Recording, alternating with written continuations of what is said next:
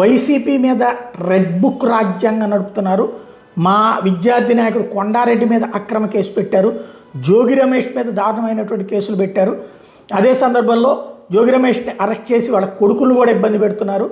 ఇంకోవైపును చూస్తే ఏదైతే ఈ పిన్నెల్లి వాళ్ళ మీద కూడా కేసులు పెడుతున్నారు. రెడ్ బుక్ రాజ్యాంగం నడుపుతున్నారు. దానికి సంబంధించినటువంటి పరిణామాలు సీరియస్గా ఉంటాయి అన్నటువంటి పాయింట్ని మరొకసారి ప్రస్తావించారు. లేని లిక్కర్ స్కాము, అక్రమ అరెస్టులు చేస్తున్నారు. అట్లాగే 11 కోట్ల డ్రామాలు ఆడారు. దొంగ కేసులు, దొంగ సాక్ష్యాలతో అటు కాకానీని పెట్టారు, ఏడిపించారు, సాక్షిని ఏడిపిస్తున్నారు అన్నటువంటి పాయింట్ని ప్రధానంగా ప్రస్తావిస్తూ ఎప్పటికైనా ఆపండి, దీన్ని ఆపకపోతే తీవ్ర పరిణామాలు ఎదురవుతాయి అన్నటువంటిది జగన్మోహన్ రెడ్డి తాజాగా ప్రెస్ మీట్లో ఇస్తున్నటువంటి వార్నింగ్. అసలు చంద్రబాబు నాయుడు రెడ్ బుక్ రాజ్యాంగం ఇంకా ఎంత దారుణంగా ఉంది అని అంటే, విశాఖపట్నంలో మా పార్టీకి చెందిన విద్యార్థి నాయకుడు, చిన్నపిల్లోడు, విద్యార్థి నాయకుడు, ఆ పిల్లోడు విశాఖపట్నంలో మా పార్టీకి చెందిన విద్యార్థి నాయకుడు కొండారెడ్డి అని, విశాఖపట్నంలో విద్యార్థి నాయకుడు, ఆయనను కూడా ఇదే మాదిరిగా దొంగ కేసుతో అరెస్ట్ చేసినారు. ఆశ్చర్యమేం తెలుసా? ఆ కేసు చూడండి. అసలు ఆ పిల్లని పాపం విద్యార్థి అని కూడా చూడకుండా, స్టూడెంట్ అని కూడా చూడకుండా గంజాయి కేసు పెట్టారు.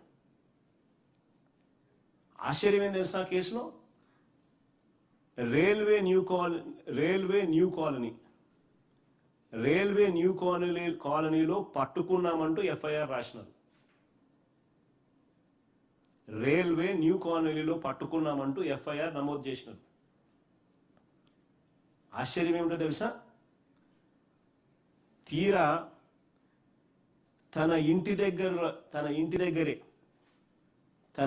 దగ్గరే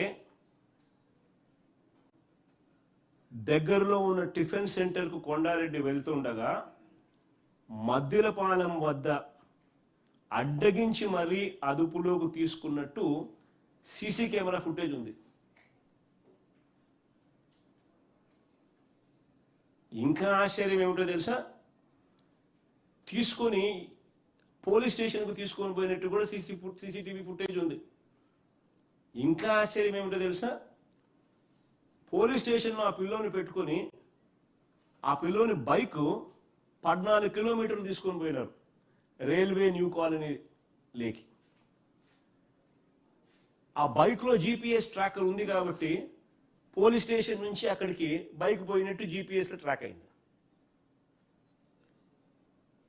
తీసుకొని పోయి ఆ పిల్లోడు అక్కడ అరెస్ట్ బుక్ చేసి, అక్కడ గంజాయి అని చెప్పి గంజాయి దొరికిందని ఆ పిల్లోని అక్కడ అరెస్ట్ బుక్ చేసినారు. ఈ మాదిరిగా చేస్తే వ్యవస్థలు బతుకుతాయని అడుగుతా ఉన్నా.